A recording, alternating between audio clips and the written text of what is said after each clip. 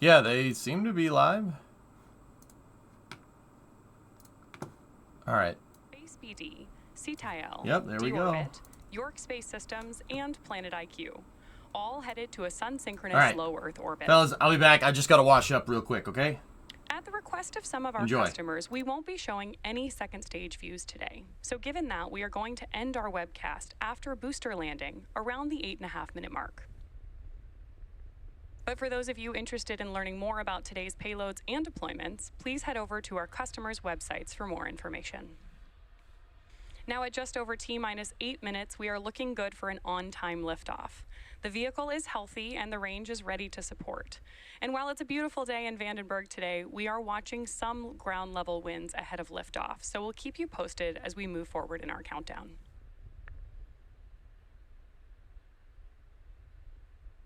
The two-stage Falcon 9 vehicle on your screen stands 229 feet tall, or slightly taller than the Leaning Tower of Pisa in Italy. When it's fully fueled, it'll hold just over 1 million pounds of propellant that the vehicle will burn through in less than 3 minutes after liftoff. We began loading those propellants on both stages on the vehicle at around T-minus 35 minutes. Now, starting from the top of the rocket, our 25 payloads today are safely enclosed inside of that 17-foot diameter payload fairing, which is the pointed structure on your screen. Made of carbon composite material, the fairing protects the satellites on their way to orbit. The fairing is then jettisoned approximately 3 minutes into flight. The fairing halves supporting today's Engines mission are chilling in for flight. are flight proven, with one half flying for its 5th time and the other for its 6th. We will be attempting to recover those again today. Now, below the payload fairing, we have the second stage, which is the part of the rocket that will take our payloads to their destination orbit. The second stage will ignite its single Merlin vacuum engine, or MVAC for short, about 2.5 minutes into flight, and then will relight for a second and third time before we deploy the satellites. Just below the second stage, you can see the black interstage, which is part of the first stage booster. The carbon fiber interstage is a distinct black color because what you can see is unpainted thermal protection system, also called TPS. This system protects the composite material used to make the interstage. And at the bottom of stage 1, there are 9 Merlin engines that will get Falcon 9 off the ground and up to the thinner parts of the Earth's atmosphere. Shortly after liftoff, the first and second stages will separate from one another. Then the second stage will continue to orbit, while the first stage will start making its way back down to Earth. The first stage is designed to be reflown with minimal refurbishment between flights. Today's booster is flying for the 17th time. And we'll be attempting to land back on land not too far from our launch site, so you should have an especially good view today if you're joining us from Vandenberg. If we're successful in recovering the booster on screen, it will mark the 250th successful recovery of an orbital class rocket. And lastly, the large truss structure that you see there just to the right of Falcon 9 is the Transporter Erector, or TE for short. You may also hear the callouts on the net refer to that as the strongback. We use the TE both to roll the rocket out to the pad and raise it to its vertical launch position. The TE also routes the vehicle's fluids, power... Tanks are pressing for strongback retract. There we go, we're pressing up for strongback retract, which again routes the vehicle's fluids, power, and telemetry umbilicals from the ground systems to the rocket and satellites until Falcon 9 transitions to internal power. At liftoff, it will retract in order to clear the way for Falcon 9's ascent. Those clamp arms are just at the base of the fairing, and we should start to see them open up in about 20 seconds.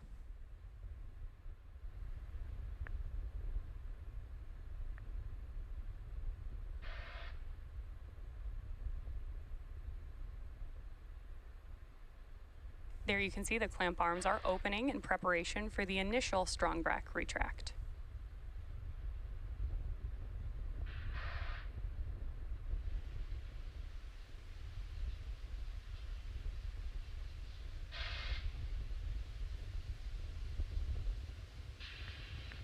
Now that those clamp arms are fully opened, and you've got that great view of the TE pulling away from Falcon 9, Right now, the first stage is connected to a launch mount at the base of the TE, but the structure is hinged, which is what allows that retraction that we just saw. Discovery, go at throttle up. T-0, the ground hydraulic systems will pull the TE even further away from Falcon 9 as it lifts off and clears the launch pad. I'm back. At this point With in the fruit countdown, snacks. both the first and second stages are nearly fully loaded with 1 million pounds of kerosene fuel and Nova. liquid oxygen. The first stage and second stage should finish loading propellant about a minute apart from each other. The first stage will finish up at T-3 minutes, and the second stage at T-2. Your fruit snacks, maybe? Now, those white clouds that you see around the vehicle are formed as the chilled gas above the LOX tank vents overboard to maintain pressure as needed. Somebody ran ads already. When the gas comes out into the warmer California air, Stage 1 LOX load complete. there we heard that LOX load is complete on the first stage. And again, when that LOX comes out into the warmer California air, it condenses the water in the air and forms those beautiful clouds that you can see around Falcon 9. 17th mission for 1061 here. T-minus 2 minutes, 40 seconds. All right. This is the We are just Korea over 425 30 mission. seconds away from completion of LOX loading on stage 2. Yeah, And S2000. at Yeah. T-minus 60 seconds, Falcon Return 9 to will launch enter site. startup mode. This means that the rocket... So see that slab of concrete over there? It's gonna land on it, right over there. You kind of can't see it; it's blocked by this hill. But there's a landing pad right there. This thing's gonna go up. It's gonna shoot off the second stage, turn around, come back, and land.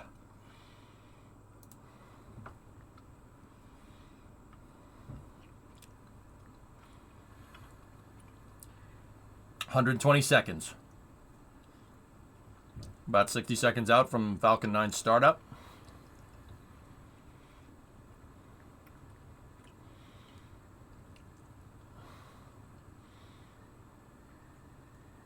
$10.58, the booster with the worm Stage logo, 2 LOX load complete. is the one with the we most. hear it, that stage 2 LOX load is complete. All 25 payloads continue to be healthy, and the Purge. Falcon 9 team is tracking no issues on board the rocket. That vent They announced that the second stage liquid oxygen is loaded up. So what they're doing right there, the big fat vape cloud that's coming out of the side, is the liquid oxygen purge. They're getting the oxidizer and the liquid fuel out of the fuel lines right there that go to the second stage. The idea is that you want the fuel inside of the rocket and not outside of it when it takes off, because your launch pad will catch on fire. Turns out that oxidizer oxidizes things and makes them flammable very easily. is in startup Falcon mode. 9 is in startup. The We're internal T-minus flight 53 computers have seconds. taken over the countdown, and stage 1 and stage 2 have begun pressurizing for launch. Tanks LD is moving. go for launch. Tanks moving to flight pressure. Launch With that director call out reports from our go. launch director, we know that we are go for launch. At just under T-minus 40 seconds, all systems of Falcon 9 are ready for liftoff with our 25 rideshare payloads on board. T-minus 30 seconds. 30 seconds. It's an echo in here, echo in here.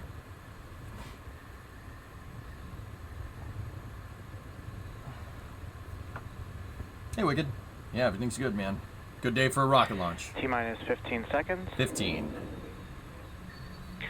T-minus 10.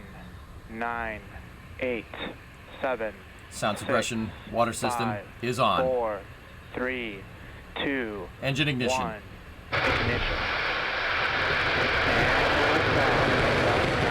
Good umbilical separation, good liftoff. Everything looks good.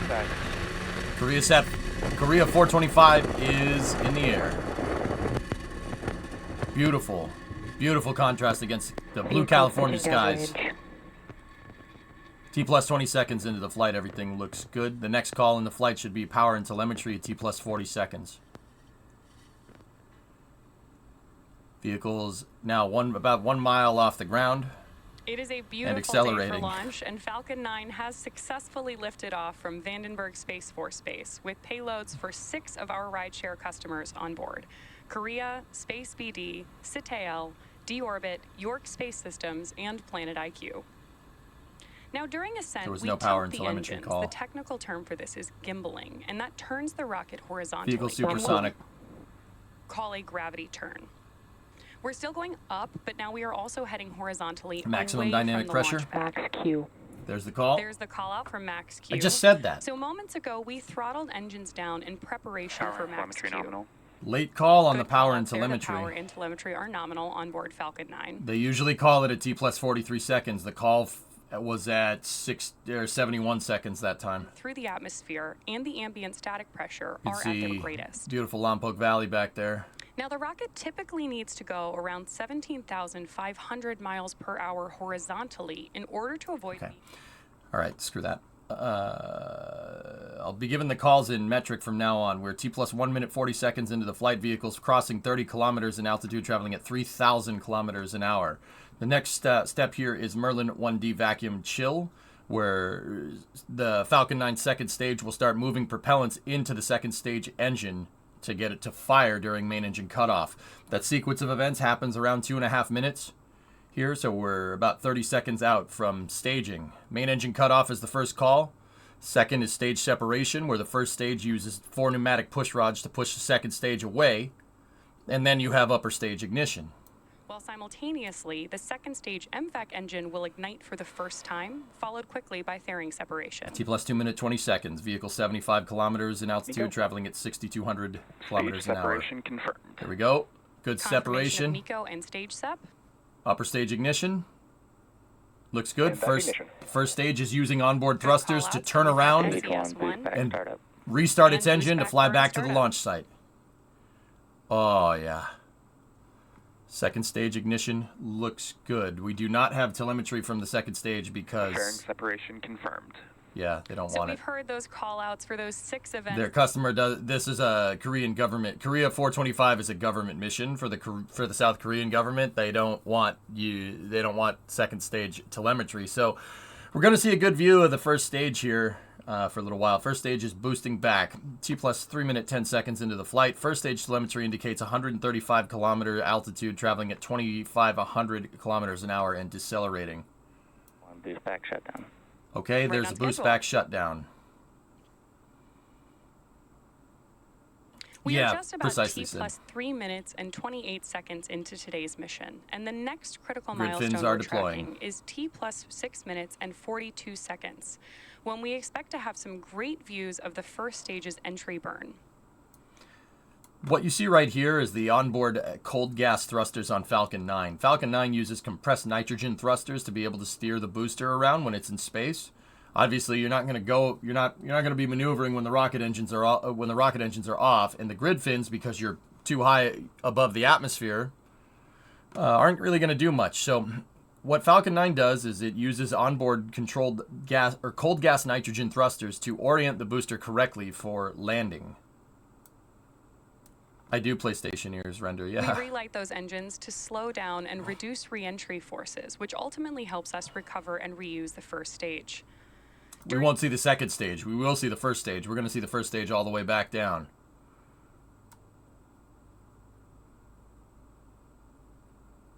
So called the rockets. I know the developers of that game, Render.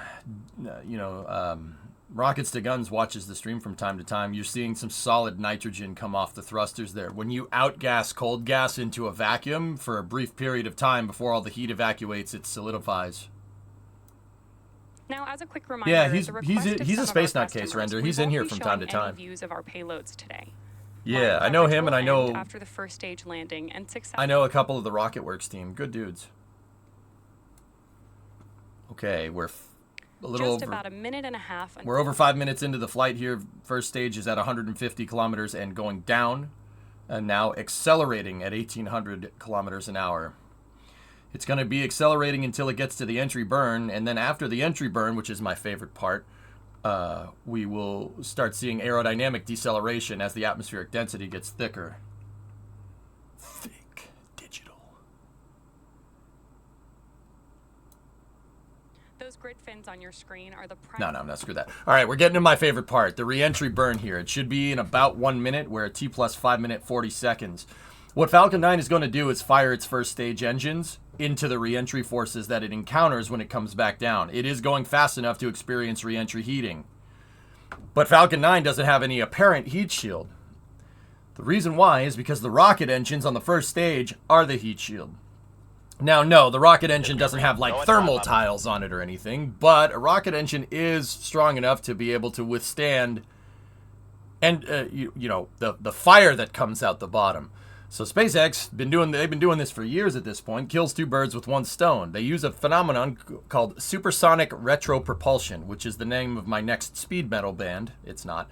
And they're going to fire the engines into the reentry heat. Firing the engines into the reentry heat provide a cooler column of gas, the rocket exhaust. Provide a cooler column of gas, which is the rocket's own exhaust, to actually give enough of a thermal barrier to not burn up during reentry. What I'm trying to tell you is that what you're about to see here is the fire from the first stage engines firing not only slow the vehicle down, but actually are its heat shield. That is a heat shield using the gases from a rocket engine. First stage, one from our onboard camera on the left. Now you notice, if you notice, the plume kind of changed a little bit. It's because they shot one engine and then they shot three engines. Three engines are up right now. For the nerds, it's the E1, E5, and E9 engines on Falcon 9 doing the burn. Stage 1 entry burn shutdown. Okay. Confirmation of entry burn end. Flight termination system is safe. Merlins on board the first stage are Now that the supersonic retropropulsion is done, Falcon 9 is low enough down in the atmosphere, 22 kilometers at 3,000 miles an hour, that the grid fins are going to start doing work here. The grid fins will steer this thing back to the landing site, which is, it's a little bit underneath the left grid fin. It's like right here. We got a good, great shot here, the first stage coming back down from down on the ground. At landing zone 4 at Vandenberg Space Force Base today, which is just west of our launch pad. Stage 1 transonic. Stage 2 FTS has saved. Okay. What you should see is a little bit of smoke coming out of the bottom of the grid fin. Got some aerodynamic phenomenon coming off the grid fins. There's the relight. Stage 1 landing burn. And confirmation that we have begun our landing burn. Oh, what a shot. Falcon 9 firing its rocket engine bright against the deep blue sky of California here. 500 meters. 300 kilometers an hour. Stand by for the call for landing leg deploy. Oh, look at that. Stage 1 landing leg deploy. We got 4 legs down. And there you have Touchdown. Stage 1 landing confirmed. T plus 8 minute 35. T plus 8 minute 35 seconds. We had booster touchdown. First stage is back. This stage just completing its 17th mission. Any second stage views today, and therefore we're going to end our coverage here. All of us at SpaceX want to give a big thank you to our customers, including Korea, Space BD, CTIL, D-Orbit. How cool is that, huh? That's pretty damn cool. You see some stage 1 outgassing here. What they're doing is bringing the tanks down from flight pressure, and they will purge out the engine. So if you see some flow phenomenon coming off the business end of the booster, what they're doing is they're shooting gaseous helium through the plumbing on the engines to make sure it evacs all the liquid oxygen and now gaseous oxygen out. The reason why is because, well, oxidizer oxidizes things. You don't want the engine to rust from the inside out. So they purge the engines out with helium, which is what that gas you saw coming off of the first stage there is. And with that, SpaceX has ended their cast. This was the 14th landing on landing zone 4. How about that, huh? How about that? Pretty good. Pretty good.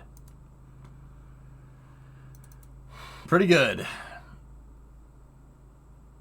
17 mission for the booster. You remember when 10 was a target. Yeah, SpaceX really going hard with this, huh?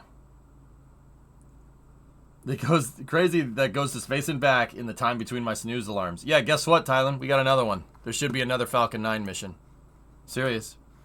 Should be another one. We have Starlink 631 from Slick 40 at 11 p.m. tonight. And guess what we're doing? We're going all the way to that. Because we can. Because today is Friday in California. Shoot!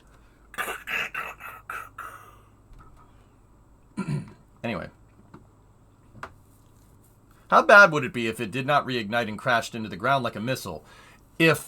So Slow Chief, we've actually seen this happen before, believe it or not, on the CRS-16 mission with Booster 1050 on its first flight. What happens?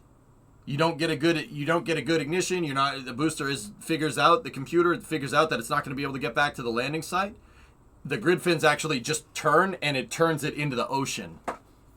Yeah, that's why they safe the first stage flight termination system right after the reentry burn. There's no need to pop the booster or automatically terminate the booster with its, because every booster has a bit of explosives packed to the side just in case something goes wrong. It can self-destruct. In this particular case, if the landing burn doesn't go or the engines don't work correctly, the grid fins will lock and they'll steer it into the ocean instead. Is that what the main core did on the first Falcon Heavy? That's correct, Zabsy. Yep. It missed the drone ship. It did it on purpose because you don't want to sink your battleship. You know what I'm saying? 11, you know they're going to push it. Yeah, booster 1050, even with one grid fit gimbal locked, it's still steered into the ocean. The crazy part about 1050 is that it didn't destruct. It performed a soft landing in the ocean and then just tipped over, and they fished it out and brought it back to the landing site, or brought it back to the to Port Canaveral here. It was prompting some of the weirdest pictures you've ever seen. Check this out. This is a picture that's from Teslarati here. Take a look. How's that for a weird one?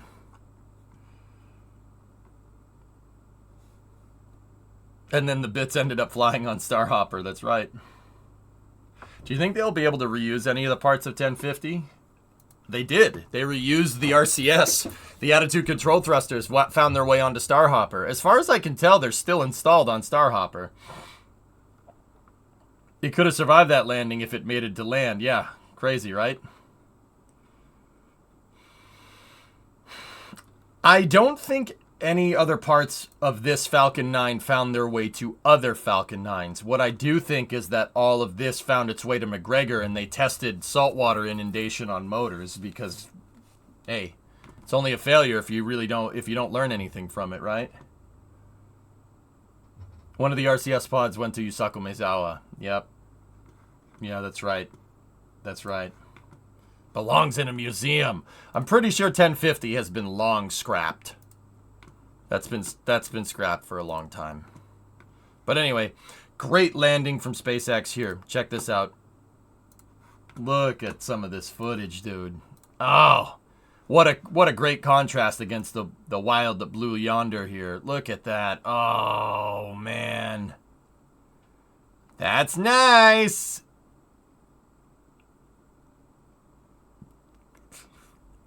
Still cool. Yep. Nope. Still cool. Still cool. Yep. That's still awesome. Yep. So if you guys want some perspective here, you can see the remnants of Slick 4 West right here. This was a launch pad over here. And this was the parking lot next to the launch pad that SpaceX just paved over and made a landing pad. If you see the safety railings back there, those are just regular handrails, right? So you can picture in your mind how big those are. And keep in mind, that's in the background. That's about 100 feet away from the booster, or about, 30 meters away. That should give you some perspective on how big that first stage actually is. Falcon 9 is 3.7 meters wide. It's a 3.7 meter diameter, and it's, I think, 47 meters tall.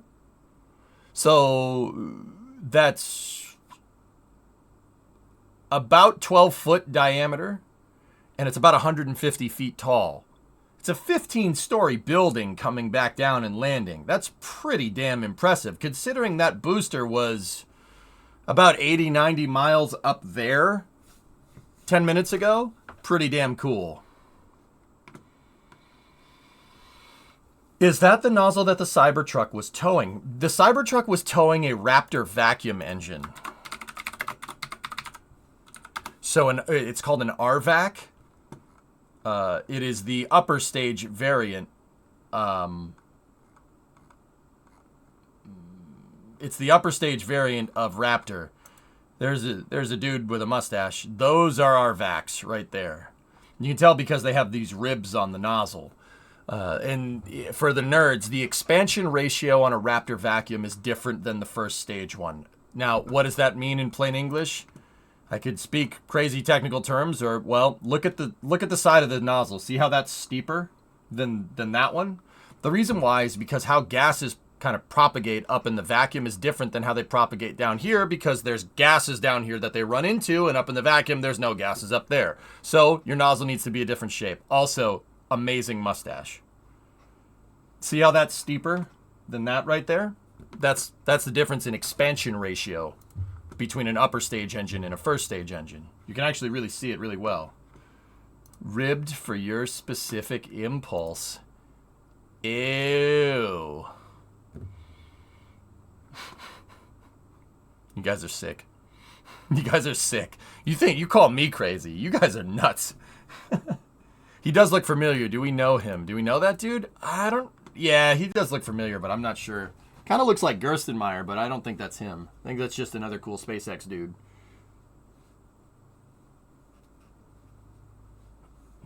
All right. So I hope you guys enjoyed that. Cities time. Name of your first album? Supersonic Retro Propulsion. Self-titled. It's time, bro, just one more lane. Bro, just one more lane, bro. Seriously, it'll fix traffic, bro. That's what we should put on a t-shirt.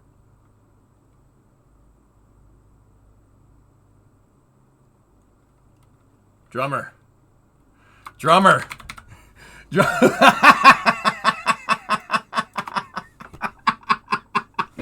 Oh, man.